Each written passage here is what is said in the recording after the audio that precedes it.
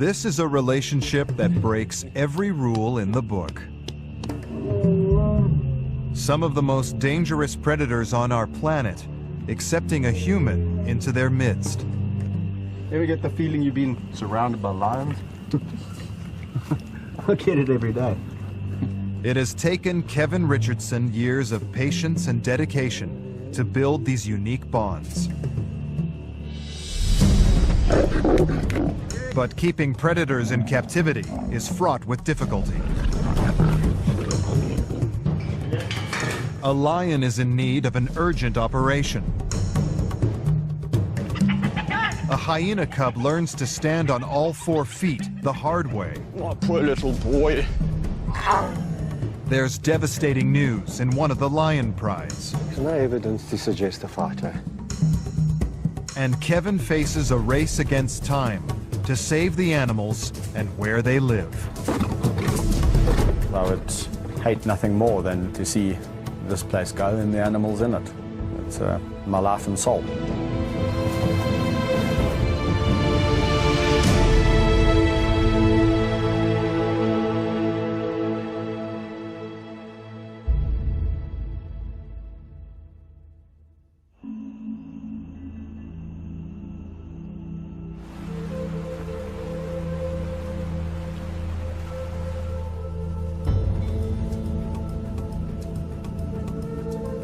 This is the kingdom of the White Lion, a 700-hectare private wildlife sanctuary run by Kevin Richardson.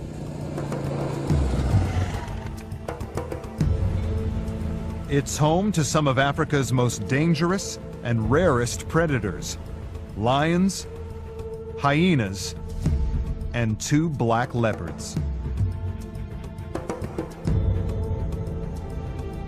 8 prides live here. And in the Big Kings, the largest pride of all, there's a lion that needs an urgent operation. Hello, Rafik. Come lie down here, my boy. Come lie down. 5-year-old Rafiki has spent his life with an ungainly saunter, and it's getting worse. He has an extra dew claw on both of his hind legs that shouldn't be there. They are a deformity and need to be amputated. Vet Jonathan Fish has been called out to remove them. I think you've seen it before. The dew claws? Yeah, but his ones are not as integral. They're not as attached. They're kind of like just hanging on by a thread of skin. Yeah. And when he walks around, it just flops around, you know.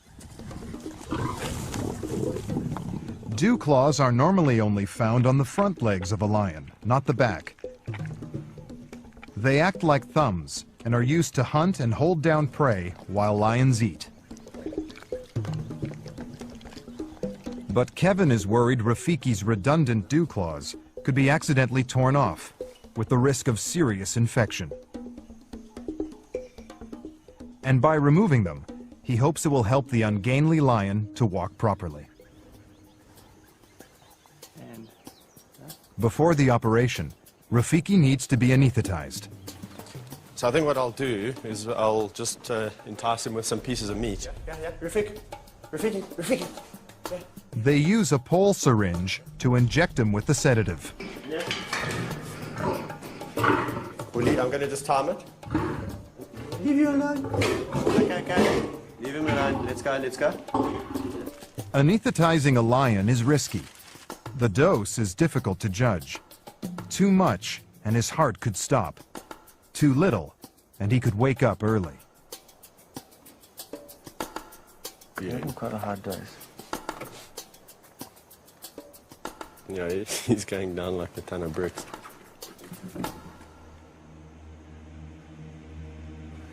He's okay. Yeah.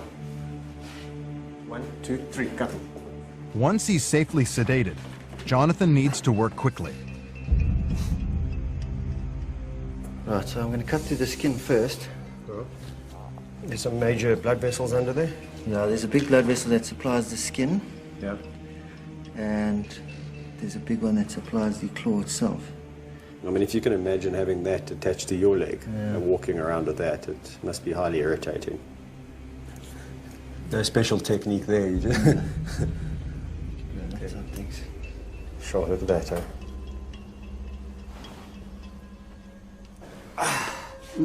They check to make sure Rafiki's not showing any signs of the anesthetic wearing off. If he wakes up early, he could attack them. They remove the second claw and stitch the wound. The problem with the lions, yeah, their tongues are very, very rough, and that pulls stitches out quite easily. To avoid this, Jonathan uses internal stitches that he hopes will keep the wound closed while it heals. What a difference, eh? Look at that. There you go. Look like a normal lion, my boy. You're going to be so thankful. With the operation over, Rafiki is left to recover. Just get him comfortable. Yeah. They now need to make sure the wounds don't reopen and become infected.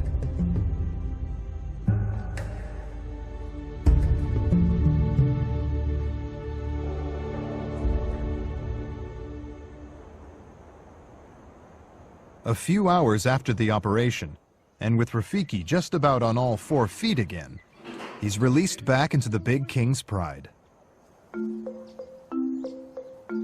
Probably got a huge headache. So Rafiki's just come out and he's actually just trying to find some peace and quiet. He's gone to a spot in the shade and the youngsters keep pestering him. All the adults couldn't really be bothered. They've understood what's going on, I think. They've said, okay, leave him alone, he looks a bit grumpy.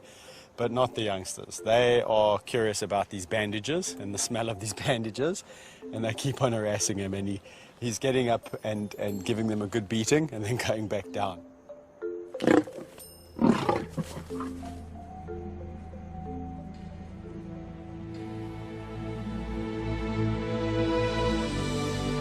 Kevin originally helped to set up the kingdom in 2005 for the production of a fictional movie following the story of a white lion.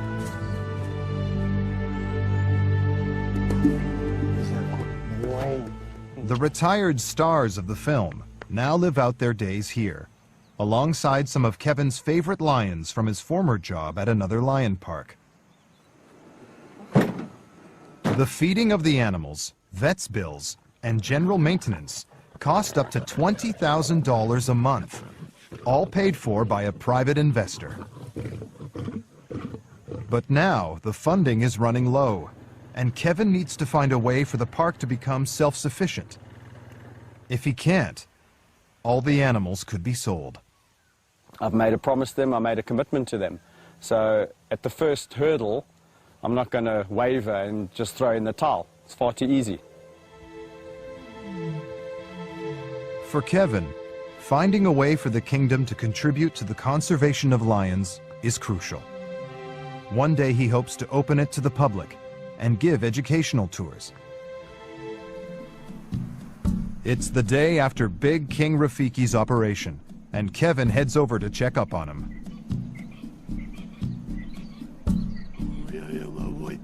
The cubs have tried their best to pull off Rafiki's bandages, but with no luck. There we go. There we go. Now you can have some. Now they do need to be removed. Kevin has 2 choices. Put the lion through another risky anesthetic, Let's all flop on each other. or chance taking the bandages off himself. Kevin's insight into the pride dynamics is crucial in judging the right time. Pick the wrong moment, and he will be at the mercy of over 210 kilograms of angry lion. He's in a much better mood. He's recovered quite well. And he's a lot less grumpy than he was yesterday. Eh? And I think, well, he's in a great mood. I'm going to try and take his bandages off.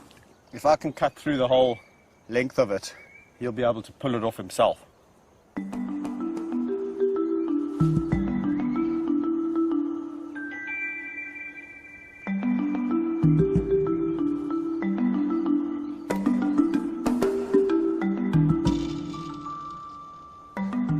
One of the really cool things about having a relationship with a lion is that if there's anything that you need to look at or inspect, it's quite easy to do it without having to put them under. I can look at a little wound, I can say, okay, well, that doesn't really need any treatment. I can try and get the bandages off his paw. Don't have to knock him out again. That flicking, I'm really irritated with you. Okay, got it.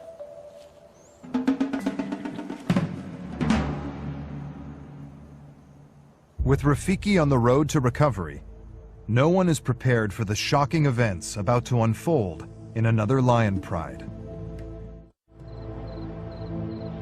The next morning brings heartbreaking news.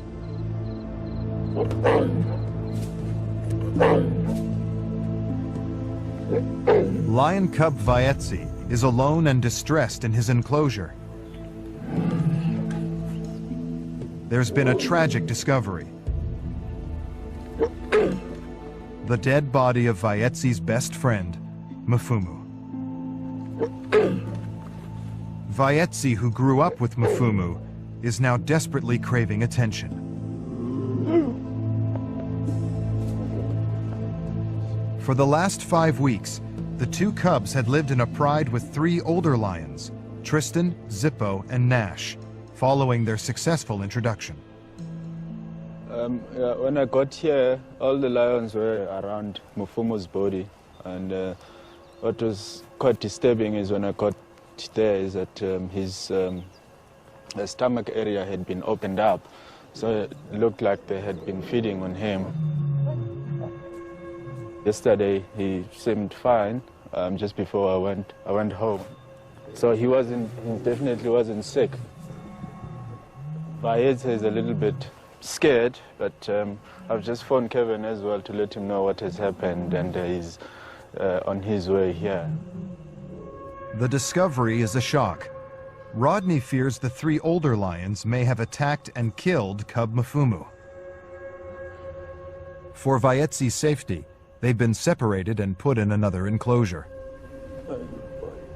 As soon as Kevin arrives, it's vital they determine how Mfumu died and whether the older lions were responsible.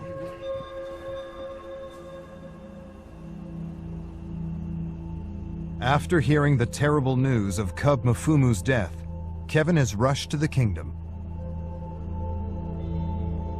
He wants to know if there are any clues that may reveal if the cub was killed by the older lions, Tristan, Zippo, and Nash. Although Mfumu and Vaetzi had lived apparently happily with the pride for over a month, introducing new lions always carries a risk. Even if it's done as carefully as possible, violent attacks can still happen. There's no evidence to suggest a fight, eh? If he was in a fight, the only way they're going to kill this guy is in the neck, immediately, a suffocating bite. While the others rip him apart. If you look here, there's absolutely no puncture wounds. No, there's nothing. Nothing in the neck. On his back legs, where they normally bite them, nothing. When lions attack, they claw and bite their prey from behind, pulling it to the ground. A suffocating bite then closes the victim's airways. On the neck, on the face, look at his face. His face is perfect. There's not even a mark on his face. And the other thing that's not adding up is that, you know, when I got the call, I immediately thought Vaetzi. I immediately thought Vaetzi's been killed. If it was an altercation with them. Because this guy was more confident, he was more sociable. Vaetzi was a little bit more skittish and a little bit more terrified, you know, and they obviously hone in on that kind of, you know. You know what I'm thinking? Tongue does look a bit swollen. I'm thinking puff adder. His tongue swells up, he can't breathe. The puff adder is a highly venomous snake. One bite on the throat could be enough to asphyxiate a young lion. And that's what Kevin believes happened to Mfumu. Don't even know what to say. I think what we need to do is maybe today just bury the body. No.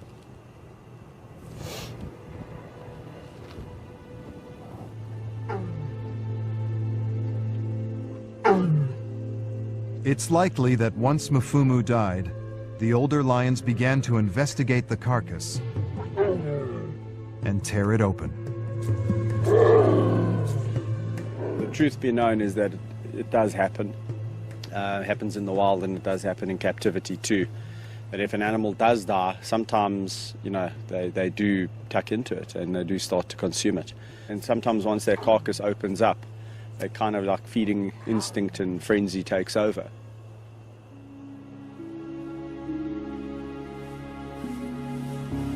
Later that day, Mfumu is laid to rest in one of the kingdom's most peaceful areas. Okay, slowly.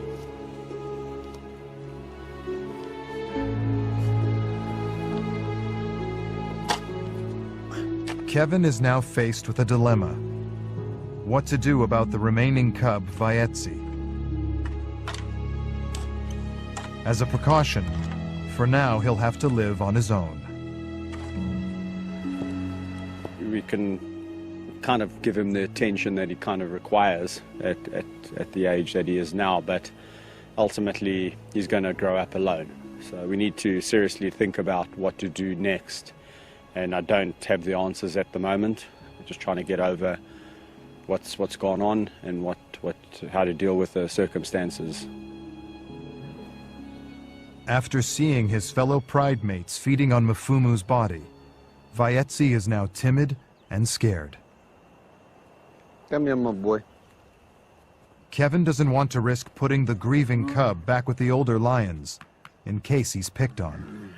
You know, I've worked with lions so long, and this lion's clearly missing his brother, and it'll take some time, like it does in people, for him to get over it. But he will get over it. He'll move on.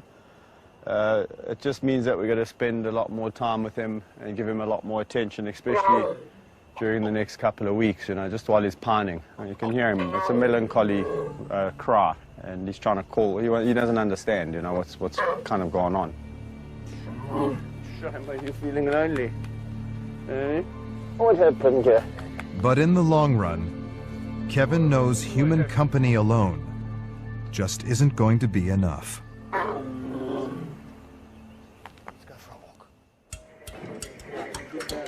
Tristan, Zippo, and Nash, removed after Mfumu's death, are now being taken to meet the 3 other members of their former pride.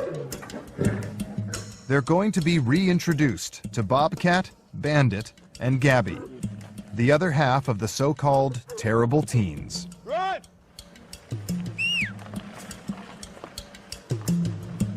For the last 5 weeks, the 2 groups have been living apart. But they quickly recognize each other.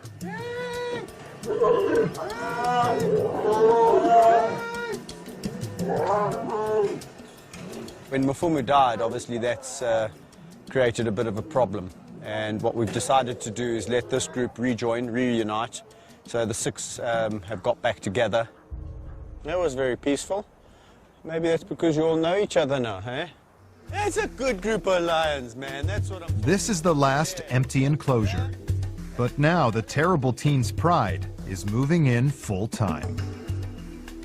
We certainly have a space predicament now at the Kingdom because we don't have one free area to put lions in. This is a bit of a problem because every time I want to rotate animals around, it means we've got to take a group of animals and put them somewhere else in like a makeshift area. So it's not the ideal situation. With the reformation of the Pride, the Kingdom has reached capacity, and there's no money to build new enclosures. Finding ways to fund the Kingdom has forced Kevin to look outside the park and outside his comfort zone. So today I'm doing a motivational talk, just talking about the lions and talking about what I do. I must say I'm feeling very, very nervous, but I think hopefully it's going to go well. Don't know what to expect because I've never done one of these before. Getting off the point, this chap is fascinating, and we reckon if we all put our resources together, we might yet save this planet. Ladies and gentlemen, please put your hands together for Kevin Richardson. Despite the alien environment, this is an avenue Kevin can ill afford to ignore. I start with them when they're really young. The will to learn is really what it's about. So if you've got Businesses are willing to pay a premium to see him talk about his life with lions.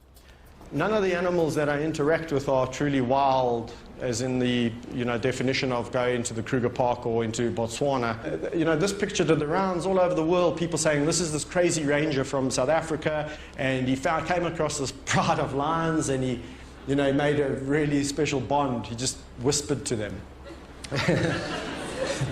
So when I read this, I was quite amused.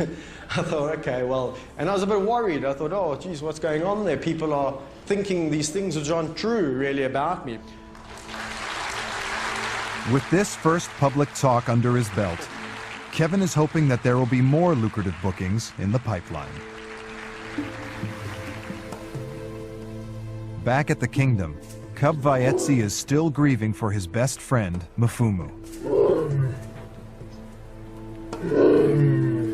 With the lion's welfare at stake, Kevin decides there's only one solution. He's hoping that his former employers at a nearby lion park may have a cub of a similar age that he could pair with Vaetsi.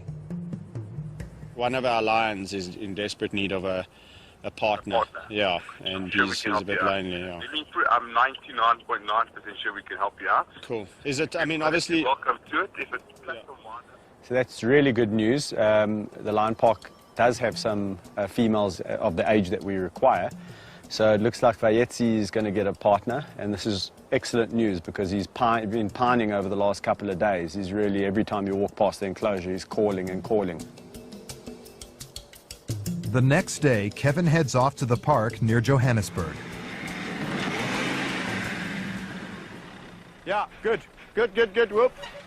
They're going to meet several hand-raised lion cubs under a year old. Kevin and Rodney feel confident that the cubs are still young enough to start building a relationship with them, and crucially, with Vaetsi. Hello, my sweetheart. Hey, are you coming to a new home? Are you coming to meet Vaetsi? They're looking for a female, likely to be more submissive around the traumatized male cub. You're quite a feisty bunch. Yeah, we're going to have to instill some discipline.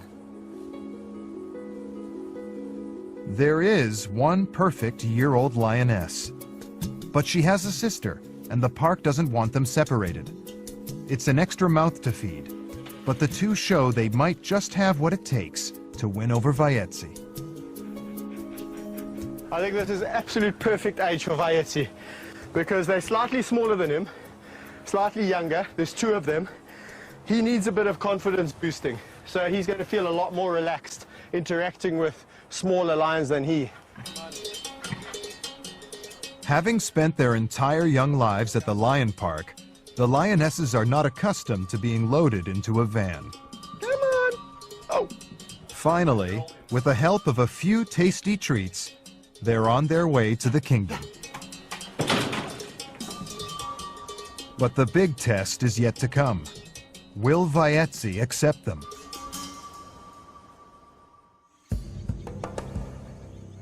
After the traumatic death of his best friend Mfumu, Vaetsi is about to meet two unfamiliar lionesses.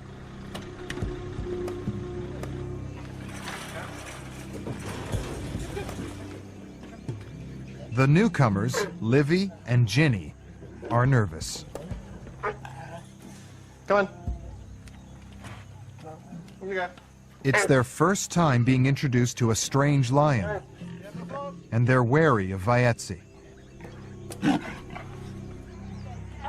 And without his best friend Mfumu to back him up, Vaetsi is also reluctant to make the first move. Slowly, not me. Kevin decides to step in as mediator.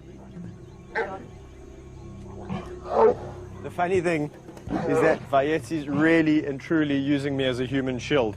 Every time he comes to interact with these girls, funny enough, I'm in the middle. Hey? What I'm going to do is I think the lions must get to know each other and he must gain some confidence on his own. I'm going to just slowly separate myself out of here and let them mingle. And it's up to him to impress the ladies now. Yeah. Because it's time for you to be a man, my son. Kevin patiently waits until everyone relaxes. This is the kingdom kind of lions, eh? All love. This is all about love, my boy. The kingdom full of love. Here we go. But replacing the bond that Vaetsi had with Mfumu is not going to happen immediately. The next few days are key.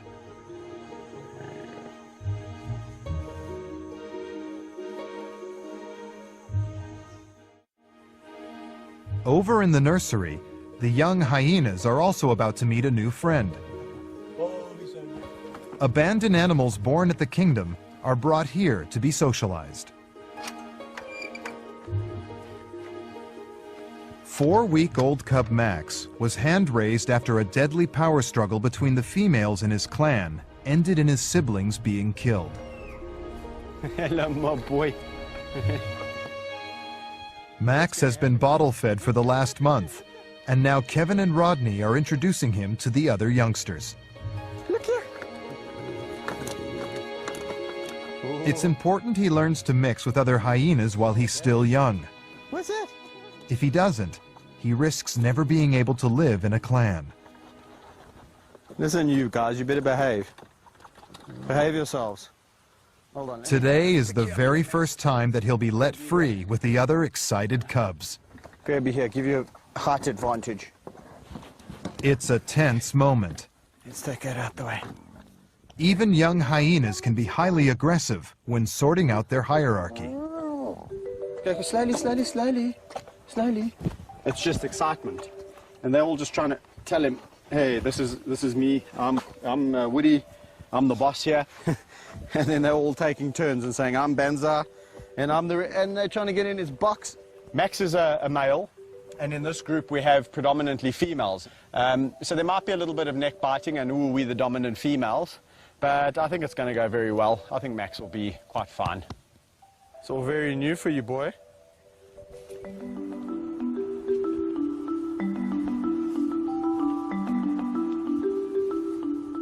So this is part of the socialization process, and we'll be doing this on an almost daily basis with Max. Every day, just give him a little bit more time with the hyenas.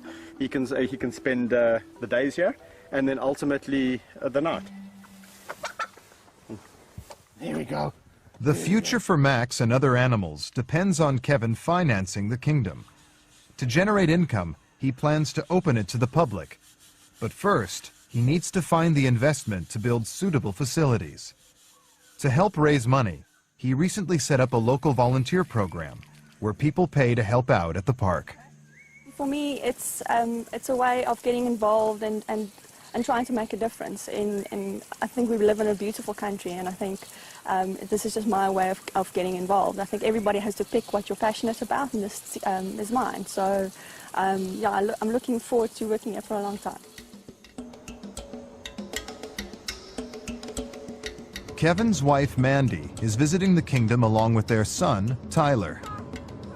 With the local volunteer program proving a success, there are now plans to expand it internationally. Taking paying guests from overseas could provide a significant income. But first, they need to work out a program worth paying for. Hello, Daddy. Hello, my little Alright, say hello. Did you enjoy your drive?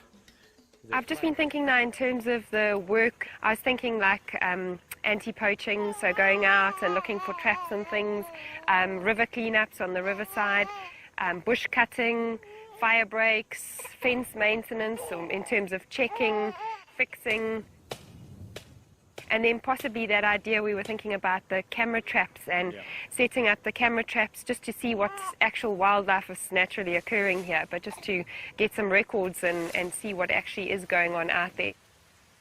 You know, I've been discussing with Rodney about putting collars on some of the jackal that occur naturally, the leopard, the brown hyena, and seeing their movements and seeing their whereabouts. And so together with the camera traps, fantastic. I mean, we've got a natural diversity and wildlife in this area that also needs conserving.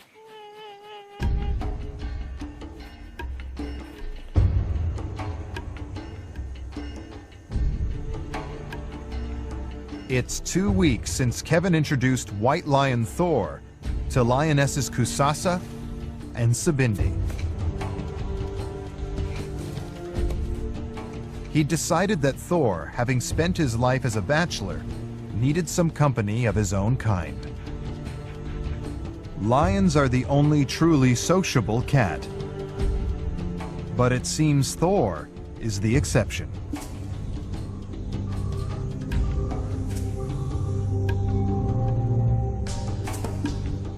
Although the three have settled down peacefully enough, they continue to keep their distance. As one of the leading stars of the White Lion movie, Thor stole the limelight. Now the Bachelor is seemingly too shy to make the first move on his new lady friends. What's going on with you and those girls, eh? Don't you like those girls? Why can't you just be with them like us? Eh? Be nice to them. Kusasa and Sabindi have been with Thor for around about 2.5 weeks now, and it really hasn't gone as I expected. I expected a little bit of friction in the beginning, and then 2.5 weeks later I expected this happy pride lying under a tree. It's kind of weird because the females have settled nicely in the enclosure, and there's almost this easy indifference. They're quite happy to live side by side, but they don't come close to each other. I'm glad I've tried it because, you know, if we didn't try it, we would never know, and we would always be wondering. So each to their own, you know, animals are all different, and when you think what's good for one is not necessarily good for another. After spending years building a close bond with White Lion Thor, Kevin is going to test their relationship following the introduction of the two new lionesses. He's been waiting to pick the right time, and with all peaceful in the newly formed pride, he comes to a decision. A lot of people must be thinking, well, how do you know for sure that when you go in there, he's not going to just, you know, jump on you and take you out? And it's kind of like when you know somebody over a period of time, you will understand when they're in a bad mood or a good mood, not by speaking to them, but just by looking at them. And those are the messages that Thor will send me. I haven't noticed any of that of late, so I'm going to take it one step at a time and see how it goes.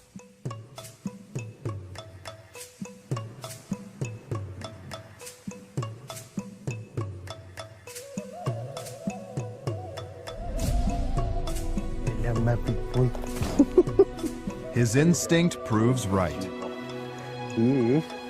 With everyone relaxed, Thor shows he still has a place in his new pride for Kevin. And in another pride, there's one more success story. Following the traumatic loss of his best friend Mfumu, Vaetzi has spent the last few weeks getting to know lionesses Ginny and Livy. I don't mind nice bites. Much to Kevin's relief, Vaetzi is no longer pining for his old friend. I've been attacked. I've been mauled. Having seen how his happiness has changed over the last couple of weeks, he's completely a relaxed, happy lion again. And they get along very, very well. They all lie together, they're always licking each other. Livy, which is the paler one, is a little bit more shy, a little bit more reserved, and does take a lot of her cues from her sister, who's a little bit more, she's darker, old Ginny, and a little bit more adventurous. She was actually the first one to bond with Vaetzi. Stop it now! Oh! Once again, it's Kevin's turn to establish his place in another new pride. Forging new relationships now is key to being able to interact with these lions when they're older. No. Even though these two girls have been hand-raised, they're not used to people sitting and lying down with them.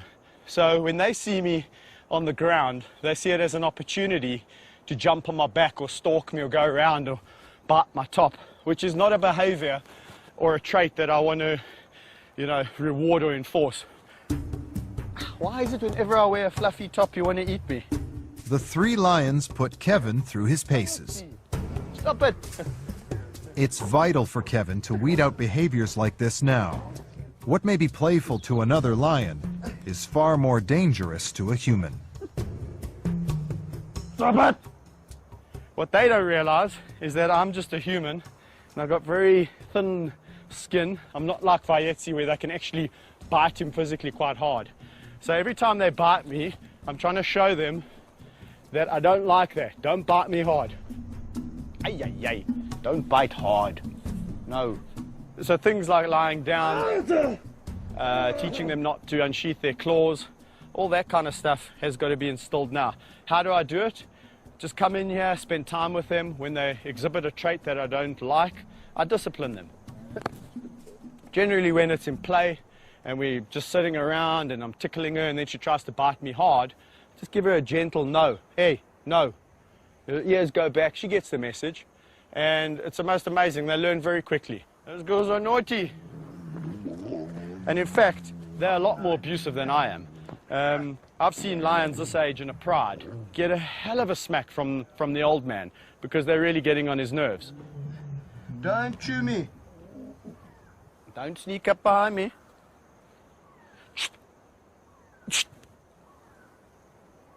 Now she's realizing that it's not about biting Kevin's hand off. She could have a good gnaw on it. If she bites me too hard, she'll get a little bit of a warning on her nose. But there we go. That's the behavior I like. And it seems Vayetzi is not immune to Ginny and Livy's influence. The girl's feisty behavior is rubbing off. Stop that now. I'm going to work a little bit harder at trying to build relationships with these two and also trying to stop their naughty behaviors from creeping in. Because this guy's got very naughty in the last couple of weeks. Yes, you know you have. You have. You're a naughty lion.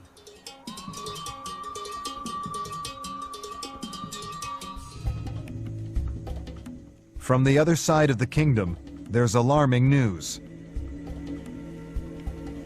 A bushfire has broken out and is being fanned by high winds. Without road access, it would take hours for the fire service to reach them. It's up to Kevin and his staff to try and contain it. There's two things. I mean, it could burn the whole farm down, then the animals have got nothing to eat. And also it can trap animals unnecessarily. Thank goodness it's far away from the lion store. But I've seen the wind turn, eh? When the wind starts to pump, there's nothing stopping this fire. So we need to get this fire out now. Come on. Bushfires are a fact of life in South Africa. But they can have devastating consequences, destroying vast swathes of land and anything in their path.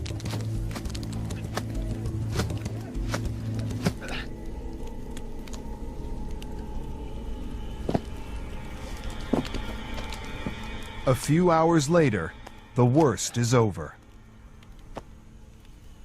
Looks like we got it under control. Looks like we put it out. Only problem is I've seen this situation many times before, and when we all just go back and relax and talk about the incident, it flares back up again because the wind picks up. The wind's died down a bit, so at the moment we're looking good. But what we'll do is we'll just keep some boys around here with the beaters, just in case we have a little flare up. Put it under control again. With one crisis narrowly averted, Kevin heads back to the other side of the kingdom. Come, Maxie! Come, quickly, quickly! Max the hyena cub's big day has finally arrived. After surviving against all odds, he's now ready to join the nursery full-time. But Max's enthusiasm to join the new clan is exciting the others.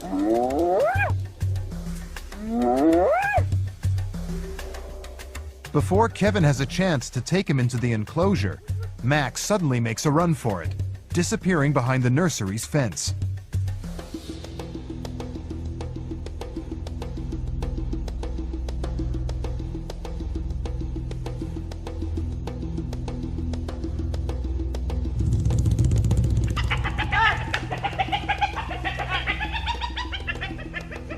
Did you bite him?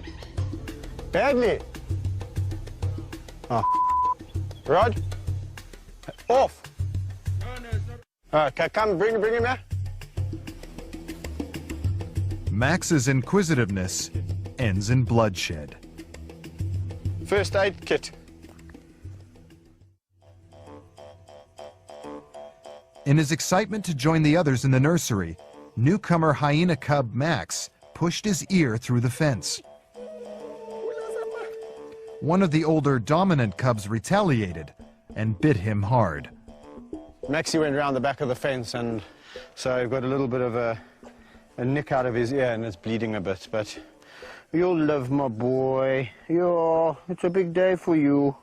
Shame, man. Look at that. You brave little fella. Looked worse than it was, eh? So it's not atypical for a hyena adult to react to a young hyena like Max. Max was excited, you know, running around the pens, and everyone's, you know, excitement was just a little bit too high. And he managed to, you know, grab him through the fence. We're going to put you in with those terriers. Now, there you go again, you see? There you go again. A little bit more cautiously this time. You know, hyenas are so tough. A little wound like that would probably send a human being baby to hospital for a couple of days. With Max recovered, Kevin takes him into the nursery. In no time at all, the cub forgets about his sore ear and starts to befriend the new clan. But the biggest test is still in store. At the end of every day, all the nursery residents are safely shut away in a night shelter. If Max manages to spend the night unscathed, he will be on his way to establishing his status in the clan.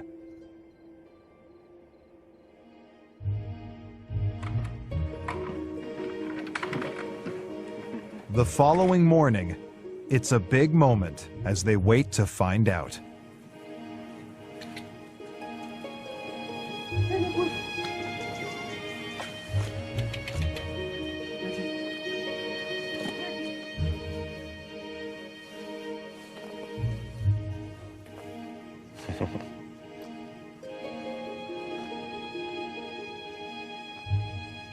This morning we came, and you're always a little bit apprehensive, but when Rod let them out, they all sprung out of the nursery, no bite marks, all just one cohesive unit. So I think it's really well done on all fronts, you know. From the fact that Max actually survived.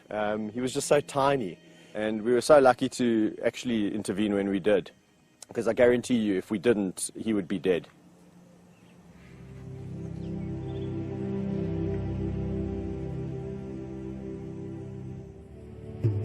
And there's more good news. The first bookings for the International Volunteer Program are in. It means there is another way to help secure the future of the park. Kevin can now turn his attention to his long-term goal, finding a way to open the kingdom to the public. A facility like the Kingdom is really important in educating people about the plight of the lion in the wild. And you know, from my perspective, let's face it, if I'd never saw a lion in the zoo when I was a child, I probably would never have had a connection later on. So that's hopefully what a facility like the Kingdom can do. Can make one little guy change his life, and he wants to grow up and be a conservation officer. Then we've done our job. At home, Mandy also hopes their hard work is finally paying off.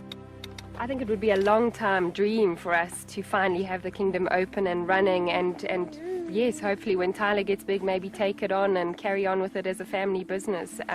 Certainly it's something we've been passionate about for long enough, and it's not something we're going to give up on in a hurry. So I do hope it will be going in the long term. Where are you going? So the last 6 to 8 months at the Kingdom have been really hard. It's been tough times, but things have turned around, things have looked up. We've really applied our minds to how we can make the place a success, and it's slowly turning. In the future, I think we're all feeling a lot more optimistic. However, it's still tough times. So yeah, we've just got to continue forward.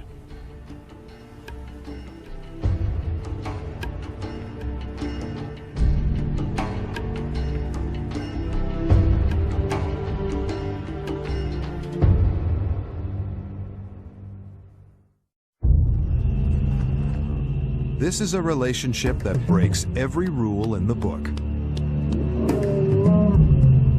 Some of the most dangerous predators on our planet, accepting a human into their pride. Ever get the feeling you've been surrounded by lions? I get it every day. It has taken Kevin Richardson years of patience and dedication to build this unique bond. Come. Let's go. But keeping predators in captivity is fraught with difficulty.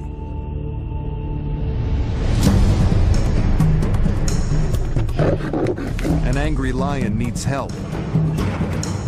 A hyena cub is saved from certain death. And when lions meet, they clash. All while Kevin tries to keep his dream alive. I would hate nothing more than to see this place go and the animals in it. It's my life and soul.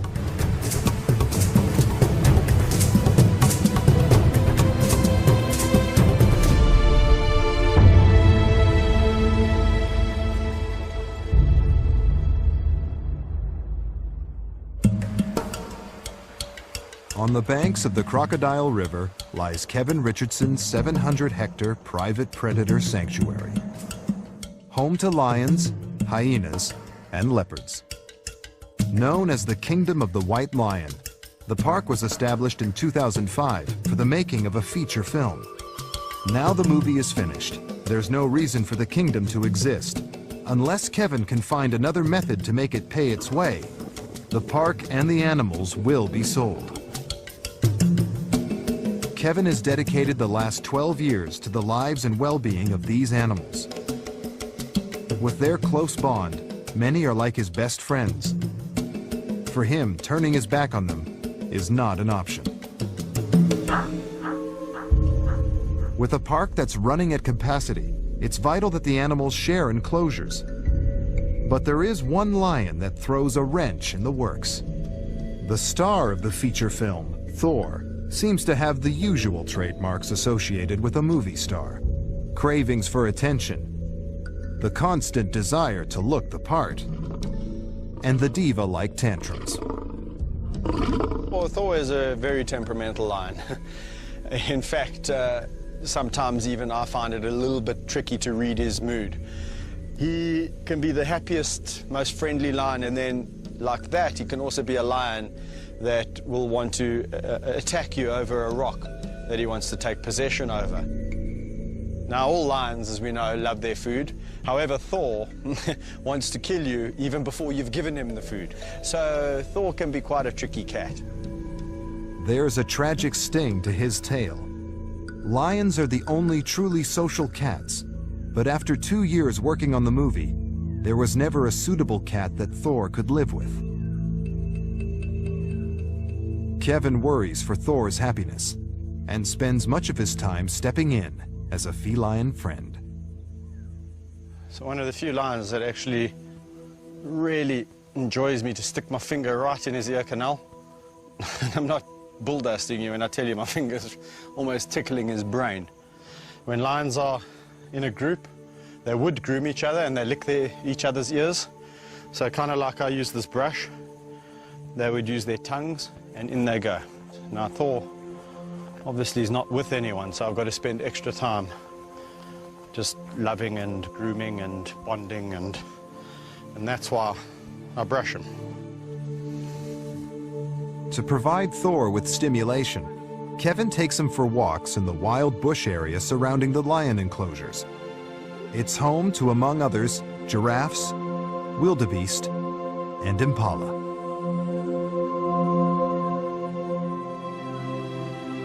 Finding a suitable partner hasn't been easy, but Kevin's had a breakthrough. We finally found some suitors for Thor. 2 lionesses, Kusasa and Sabindi. He doesn't know it yet, but in a couple of days' time, he's going to be introduced to the lovely, tawny females. Hey? We've decided that they would suit Thor just fine. We're going to put them on the pill. Because we really don't want to be breeding any more lions over here at the kingdom, eh? But you'll still get the company. It'll be nice. On the other side of the kingdom, in the hyena clan, there's trouble. Mother matriarch Gina has been fighting for dominance with her daughter Oslo. Their power struggle ended in murder as they cannibalized each other's cubs. There's just one survivor, and Kevin has had to take drastic action.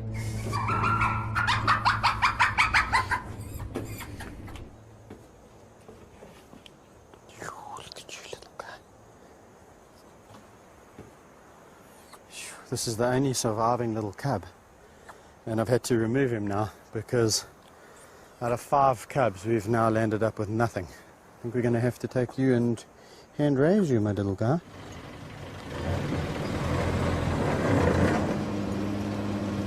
The responsibilities that come with taking a youngster away are tremendous, because now you are basically becoming its mother.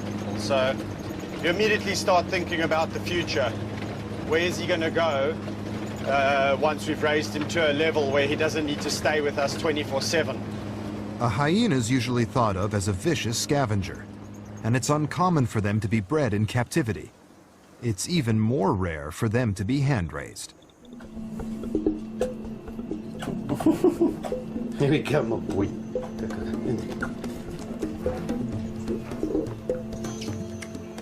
You don't want to stop for a burp then, boy? Hmm?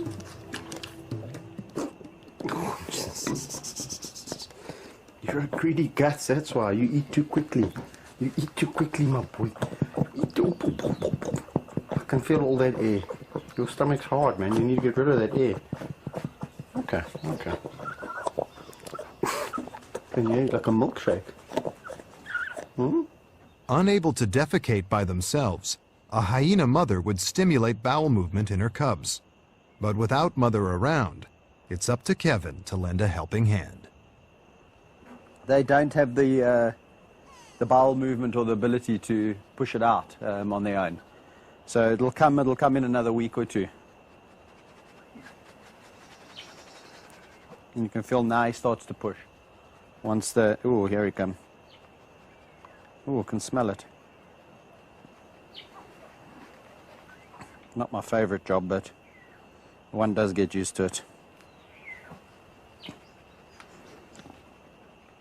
So after little Max, I think we're going to call him Max, has had a good feed and relieved himself, it's a perfect time and opportunity to introduce him to the dogs. Come, let's go and play.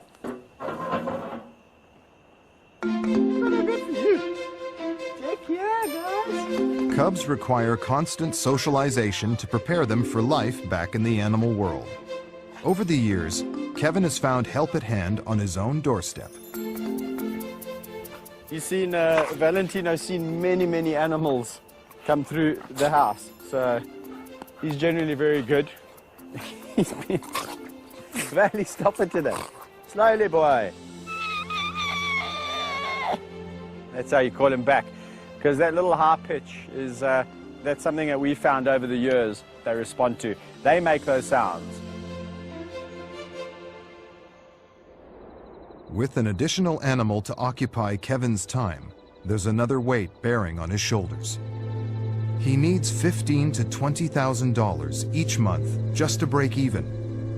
And without the facilities to welcome the paying public, it's becoming impossible for the kingdom to survive. At the moment, our roads are not good enough, and our facility, the safety of the facility in terms of bringing kids around is not safe. It's not up to spec. So we'd have to spend a fair amount of money on that, and yeah, so it's kind of like a vicious circle. It's like we need to spend money to make money. Kevin is depending on some of the profits from the movie, which helped establish the kingdom, to enable it to have a chance at a sustainable future.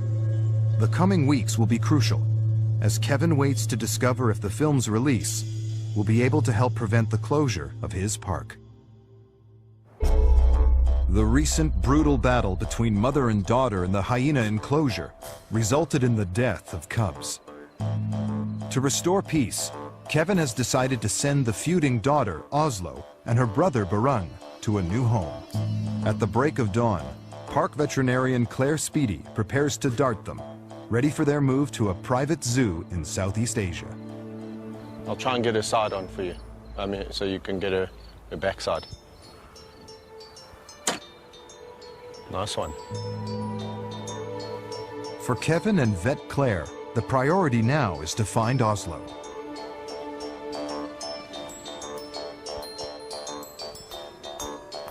As Oslo's legs give way, Burun looks on nervously in the background.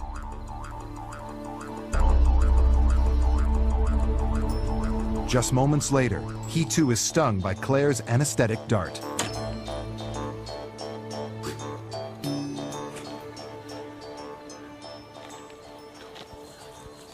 Okay, this is Oslo, and Oslo is obviously Gina's daughter, and she's the one that's been fighting with Gina a lot, although it's calmed down quite a bit lately. But needless to say, it's going to flare up again. And the same goes for Burun. Burun is going to start breeding with his mother basically in another year or so. As they begin to look for Burun, it becomes apparent he's nowhere to be found. It's vital they quickly find the sedated animal.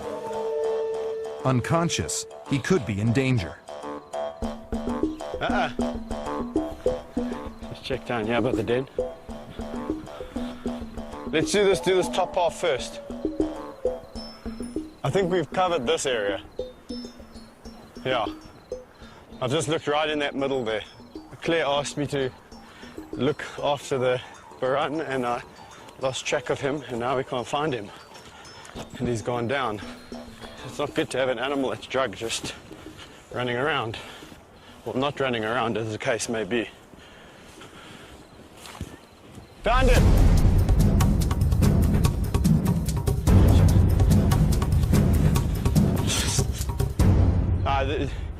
There's no ways he was here when I came last. There's no ways he was here. I came right past you. Okay, 2, 3. Up. Okay. Okay.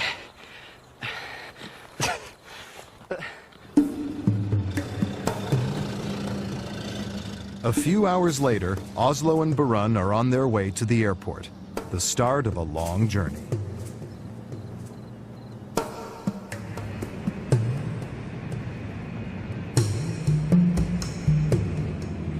You know, you never like to see your animals go, but it's the reality, you know. If the numbers are getting too great and the complications with mother and daughter and mother and son, you know, it's just a necessary thing we have to do. And it does, you know, people say it gets easier. It doesn't. At the moment they're calm. The ears are just going, what's that, what's that? So I must say, this is for me one of the worst parts about seeing these animals go, is just seeing what they have to go through to get to the new destination. But they seem calm, which is the main thing. As Oslo and Burun leave for their new home, Kevin is eager to get back to the kingdom, to find out if peace has been restored in the hyena clan.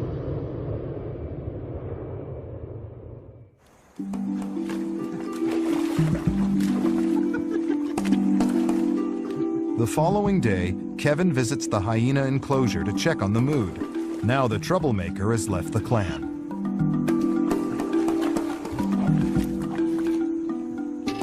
Are you peeing in the water, you terrible thing? It's disgusting. Out you get. Out you get. This clan has calmed down so significantly since Burun and Oslo have left to their new home. Almost overnight. It was like the old days. So there's definitely something there with Oslo, and especially Gina. You know, that whole challenging for the throne, so to speak.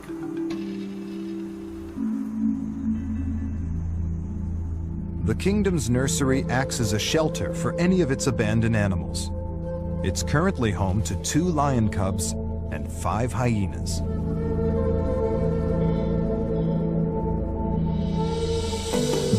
Rodney Nambakana, Kevin's right-hand man, has gone there to collect orphan males Mafumu and Vayetsi. The cubs have grown up together and share a bond like brothers. They've now outgrown the nursery, and it's vital they join a pride of their own. Kevin and Rodney have a new pride of 6 young lions in mind.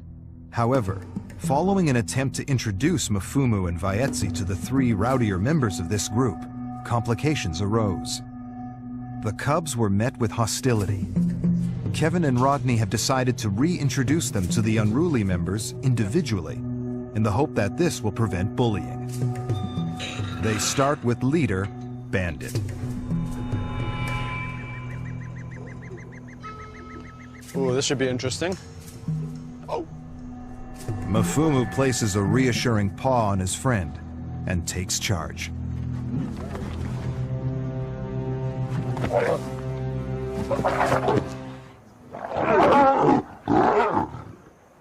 Be nice, Bandit. All get along nicely. Again, Mfumu dares to approach Bandit. Goes in to help, you see that? Slowly. Nicely, nicely. You see? No, no, no, no, no.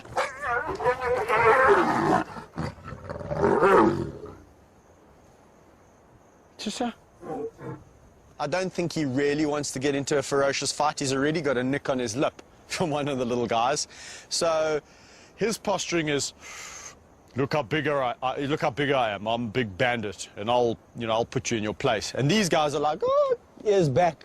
Don't pick on us. And as soon as he makes a big noise, they roll on their backs, which is the submissive behavior. I think we're going to have to just leave it for a while and let them all settle, just the three of them, before we start releasing more individuals into this group, because it can become complicated very quickly. Let's hope it works out, because if this doesn't work out, I don't know what I'm going to do. Kevin Richardson is not just passionate about his own lions, but is also involved in a conservation project to preserve wild predators. As a qualified pilot, he's received a request to help the sponsoring organization and heads 805 kilometers north to Botswana.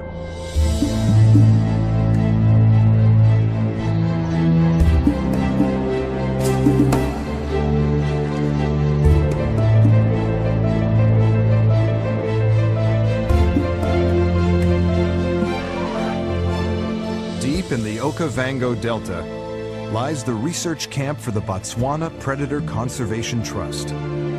Set up to study the interaction between all the species of large predators in northern Botswana, it's coordinated by Andrew Stein. These things are living creatures and they have a place in this world, and we need to understand what they do, where they go, so that we can conserve them and make sure that life continues. Andrew has had difficulty finding the main pride. They're hoping to locate them from the air.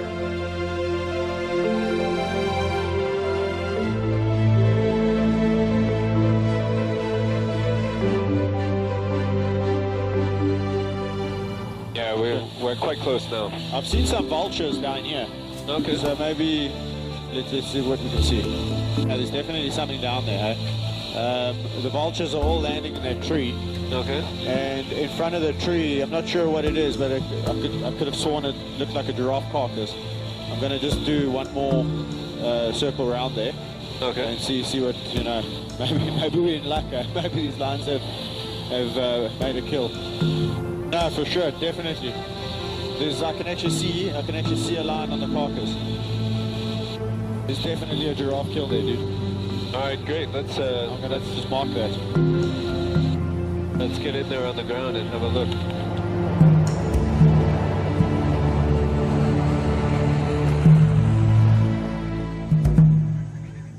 Armed with their radio equipment and coordinates of the kill, they head into the bush to find the pride.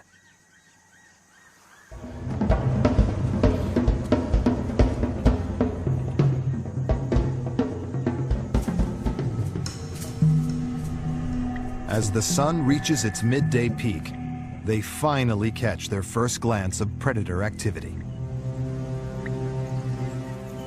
Well, there's a carcass down there. It's quite old, eh?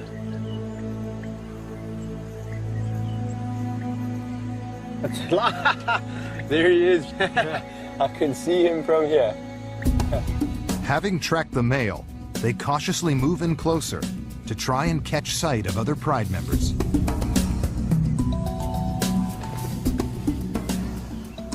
What are the dynamics of this pride? This is the largest pride that we're tracking. So there's 6 adult females. There are 9 subadults, and then 5 cubs that are a year or less, and then the 2 pride males. So it's one of the largest.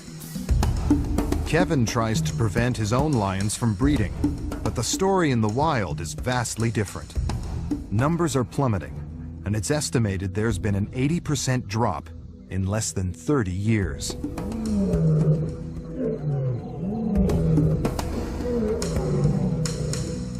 Although Kevin has a close bond with his own hand-raised lions, it would be a death wish to attempt physical contact with any others.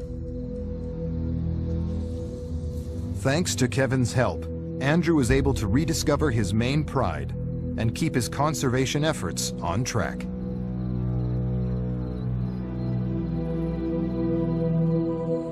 Early the next day, Kevin returns to South Africa. But there's a dark cloud looming over the kingdom. Everyone's been relying on the success of the feature film to save the day. The pressure of these expectations weighs heavily on Kevin as he awaits news of the film's commercial success.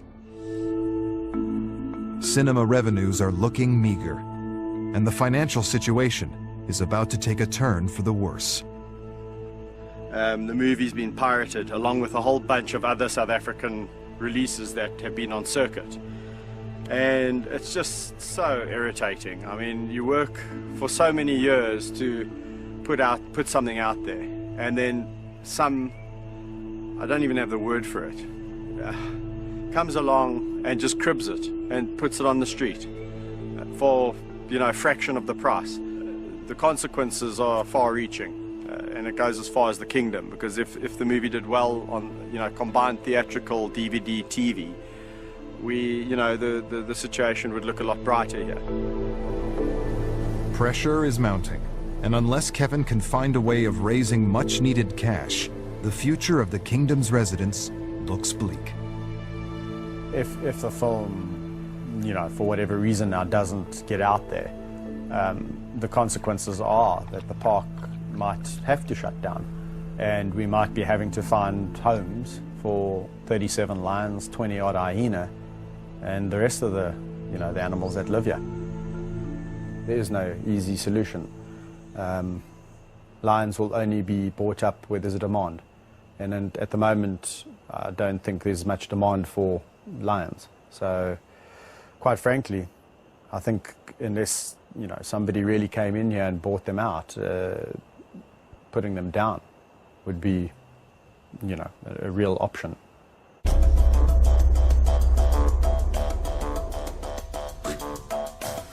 Sisters Kusasa and Sabindi's move to join Thor, the lonesome bachelor lion, is imminent. The vets have arrived to tranquilize the lionesses and administer long-term birth control.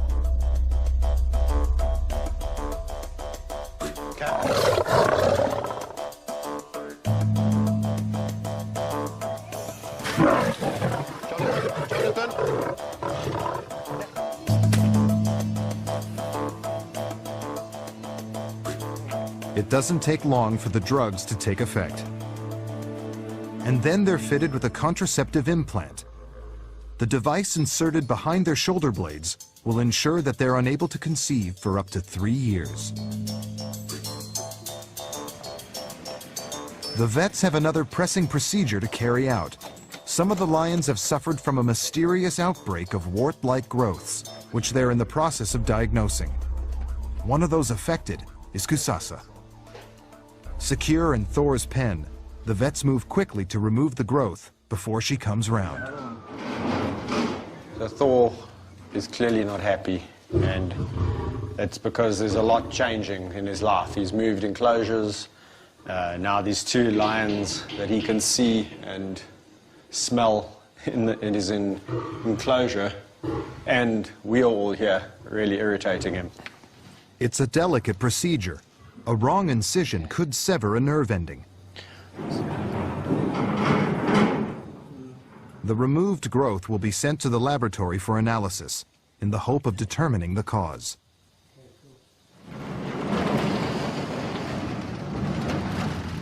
As the lionesses sleep off the drugs, Thor still seems disturbed by their presence.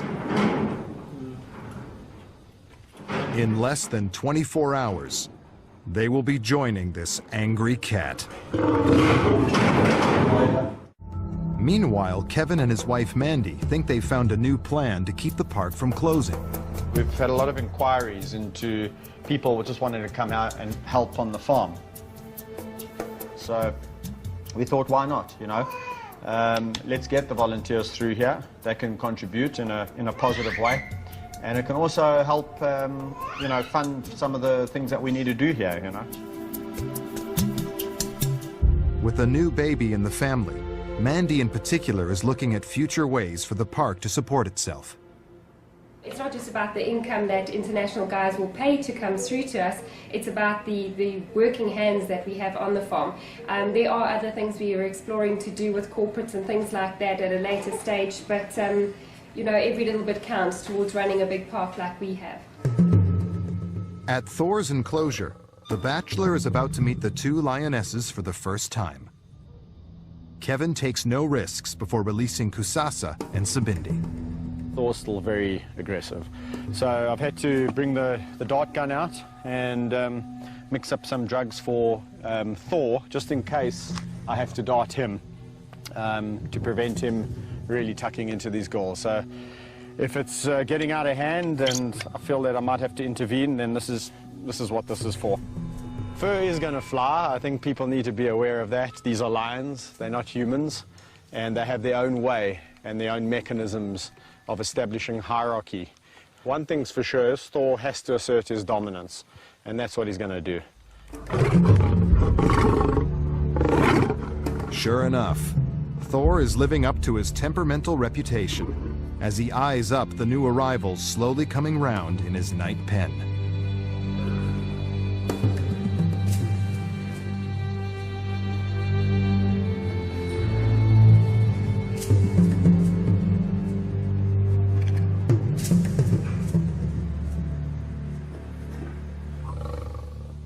Prepared for the worst, Kevin opens the hatch, allowing the lionesses to run out. But true to his unpredictable ways, Thor seems indifferent to their presence. Despite Kevin's anxieties, the girls don't seem too concerned with their new roommate. As soon as food arrives, it's the perfect opportunity for Thor to show off his dominance. Yeah.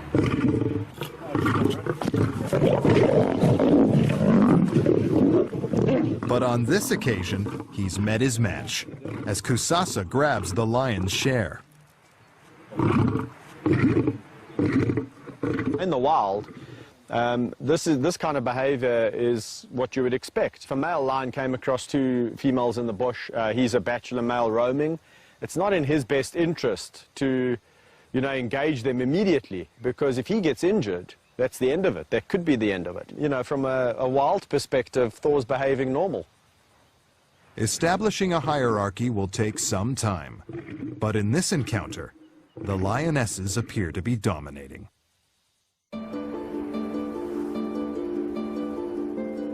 In another enclosure, Kevin faces a dilemma. Brothers Tao and Napoleon have spent their lives together. They're the oldest lions, and the first that Kevin hand-raised. At 12 years old, they're very much senior citizens, but can still keep their cubs in line and have a way with the ladies.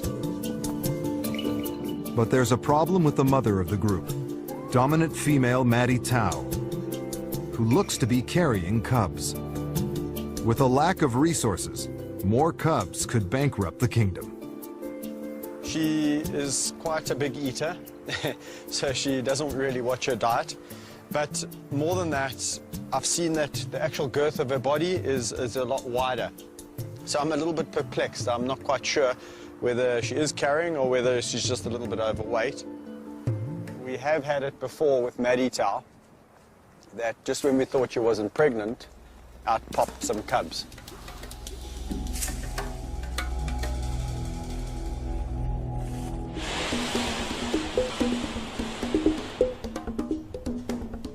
Maddie Tao has been separated from the pride.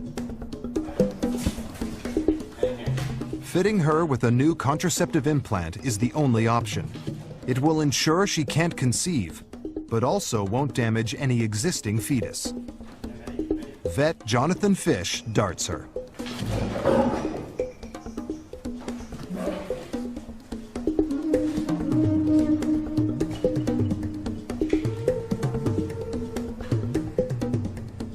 She does look quite wide, her back, her girth. When the lions generally fall pregnant, they increase in size from here to here. She's fat. She's fat. Don't call her fat.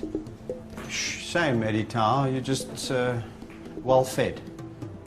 Kevin remains convinced she's pregnant. Only time will tell who's right. There's danger at the kingdom of the white lion. The lives of the many other animals in the park's bush area are at constant risk from poachers. Poaching is a huge problem for wildlife parks in South Africa, and the kingdom is not immune. Rodney is on poaching patrol. During a recent search, they found 20 traps, all intending to kill their animals. One side of the park has got fences and one side of the park has got the river, which basically makes us very vulnerable to poachers because they've got clean access or easy access through the park, so to speak. And also because the animals, this is where they like to drink. It doesn't take them long to discover a potentially lethal snare. There's a game path here, so usually the poachers will like to put the snares where the animals walk through, and basically the animal, without seeing the snare, would basically walk through the snare. You can see this here is the snare here. At this height, would probably get caught in the neck, and the more the animal pulls away, the snare closes and just suffocates it. Today, they removed just one snare, but the risk of poachers is an ever-present threat in the park.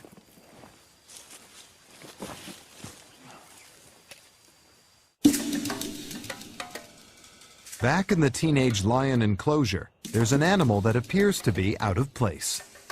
Spunnies has grown up with the lions and is a fully fledged member of Bandit's Pride. As the kingdom's pretend lion, he's never met a fellow hyena. Kevin and Rodney have decided as the least threatening member of Bandit's troop, Spunny should be the next in the Pride to be introduced to Mfumu and Vaetsi. Despite Spunny's familiarity with lions, as soon as Mfumu and Vaetsi arrive, he's being chased around the enclosure.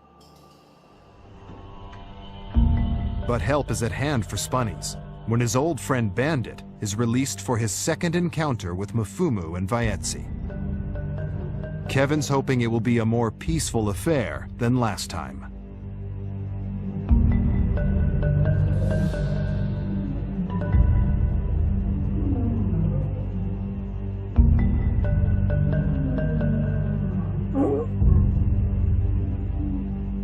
The group quickly settle down and form a truce. Kevin and Rodney now feel they can introduce Bandit's highly strung sister, Gabby.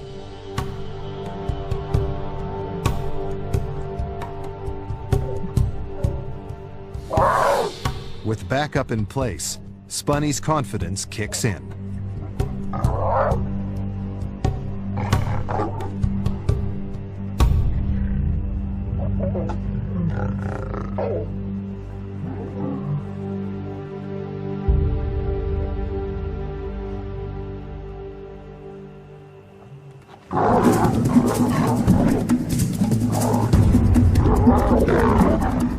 Enraged, Gabby riles Bandit, and both lay into Mfumu.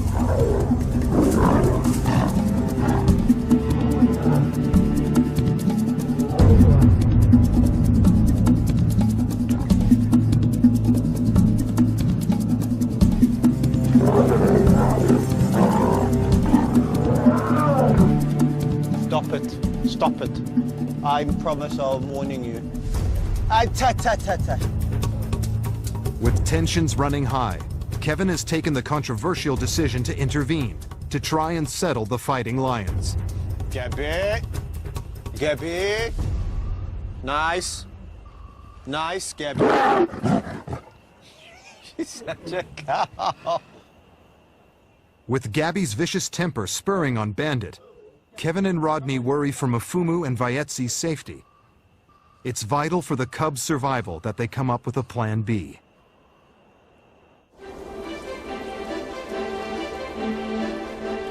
It's an early start at the kingdom. After yesterday's failed introductions, Kevin and Rodney have another card up their sleeves. They're going to let Mfumu and Vayetsi first form a coherent group with 3 of the calmer lions in Bandit's pride. If this works, they will join the rest. Got the 5 youngsters versus the 3 older lions. They stand a much better chance. Be nice.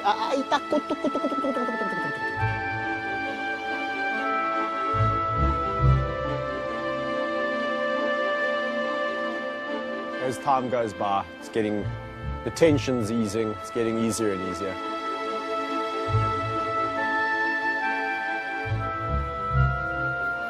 Mfumu and Vayetsi, you'll notice, are side by side, very still, very quiet, very low, and keeping a very watchful eye on what the other 3 are doing.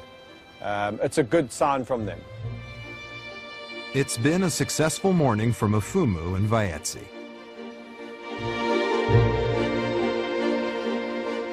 Kevin and Mandy's work has also paid off. The local volunteers are starting today. It's quite exciting, but also quite nerve-wracking from my perspective. There comes an added risk of now you've got extra people walking around the park. You don't know where they're sticking their hands. Got big predators in there that can kill you. So there's always that in the back of my mind. You know, I think 99% of it is pure logic, but you never know. Hello, hello. Hello. Nice to meet you. Yeah, you too. You too. How's it? Hi, I'm Kate. Kate, nice to meet you. Kate. Corin. Yes. I'll forget all your names in a second. Renee. Renee. I won't forget that because it's my second name. How you doing? Good, good. Welcome. Take and pass and That's a good thing. Thank you. Cool. Oh, well, that's a good thing. Okay, thanks for all coming. It's really nice to have you all here, and I hope you're going to enjoy your volunteering at the Kingdom.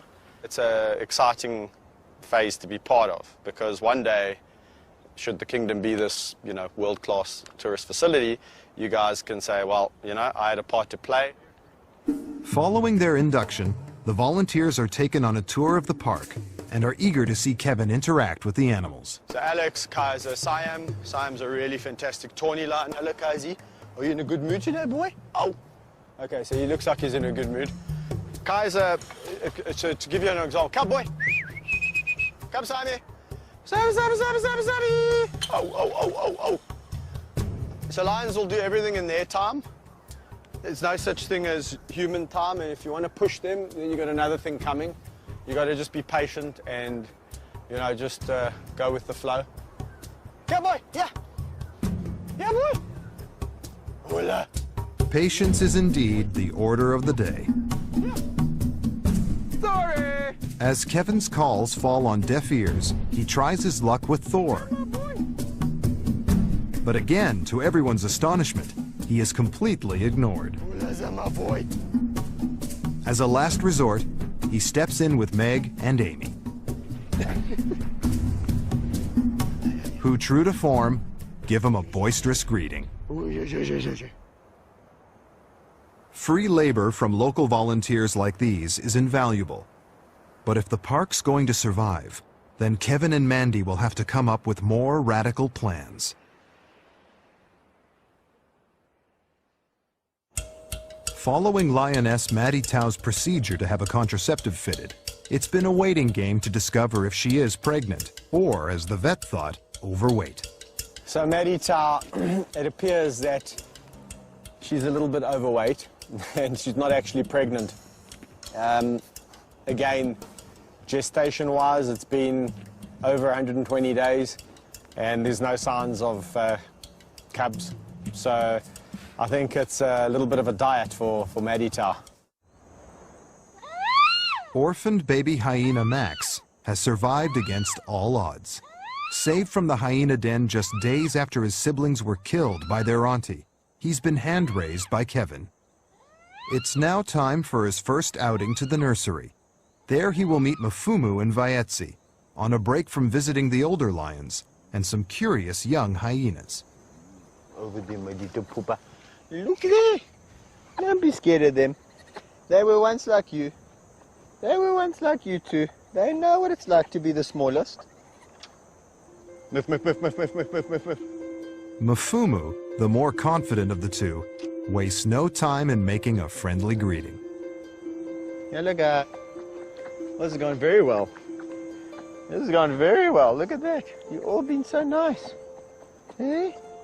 You've been nice. You're such a nice group of animals. Got such beautiful natures. Yeah.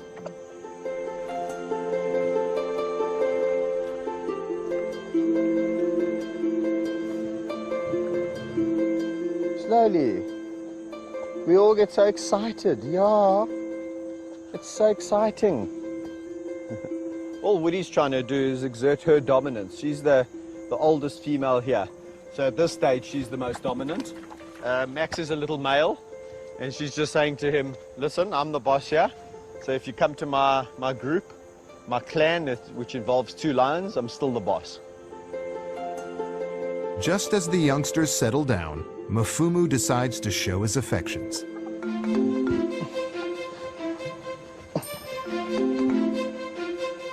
Hey, you're gonna break my back, man.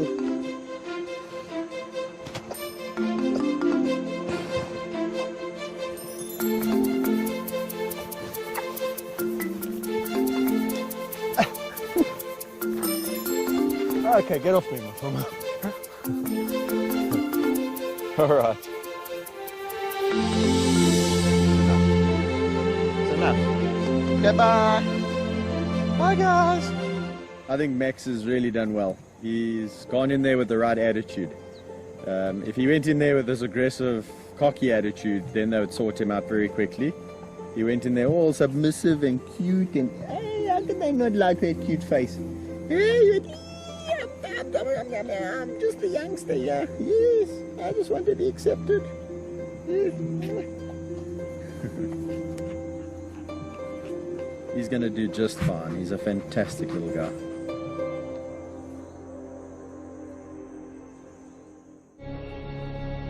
As life at the kingdom appears to settle down, there is about to be some tragic news.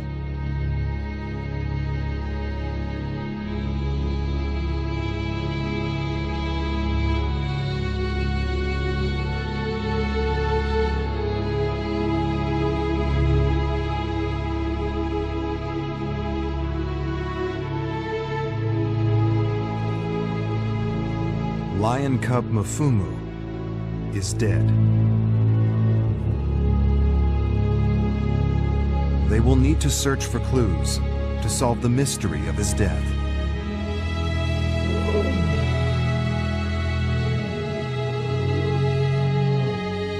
In the meantime, his best friend Vaetsi is left alone.